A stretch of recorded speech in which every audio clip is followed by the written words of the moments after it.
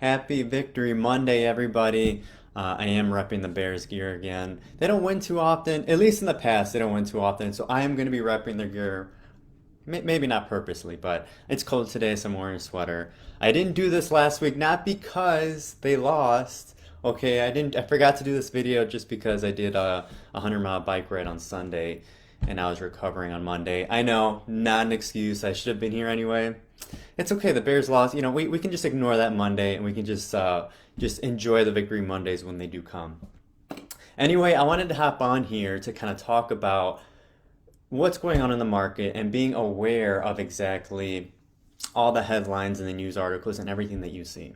Okay, first off, I want to remind everybody when you're watching the news, when you're watching things online, even social media, any type of articles, they are going to do whatever they can to spike the activity in your brain, the dopamine, whatever it is in your brain to grab your attention, to grab your hook, to make sure that you're giving them the attention they want. So when they say things like inventory is so high, the demand, the market is crashing. There's so many houses for sale versus last year. Blah blah blah. They're gonna say whatever they can to scare you, to spike your activity, to make sure that they get your attention.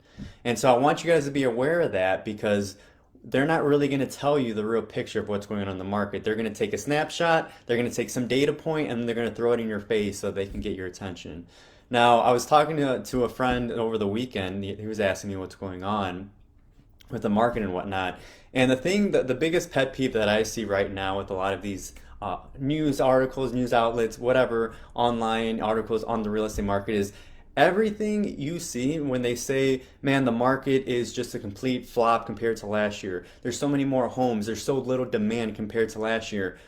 The past couple years have historically been just an insane market. We've never seen that amount of demand in such a short time period, and we've never seen such a little inventory in the same time period. So any type of comparison that you're gonna see nowadays when they're trying to compare to last year, it's like an outlier. You can't use that dependable data. You can't rely on that because it is such an outlier. So you're gonna see people say, "Oh my gosh, the foreclosures going up this year is like 10 times the amount of last year." Last year was like insanely low. Mortgage companies were working with homeowners, modifying loans, refinancing. They were doing whatever they can to make sure that didn't happen. So yes, you're gonna see numbers that are close to normal, close to stabilizing. In a normal market. But when you compare it to the insane, market we've seen the past 1 to 2 years, everything is going to look like, the market is crashing. When it's not, it's stabilizing, it's being a little bit more normal, it's coming back to a normal, healthy market between buyers and sellers, and not just being 100% seller's market. You got to bend your back to be on the seller side, or else you're not going to get the house. So I want you to be cognizant, be aware of what you're seeing in the headlines. They're going to take anything that's going to catch your eye, going to catch your hook, and they're going to throw it out there. And it doesn't make sense. It's not really an accurate picture of what's going on in the market. So I want you to be aware of that and don't fall for the attention grab that you're getting from everything you see online. So keep that in mind. Getting a phone call.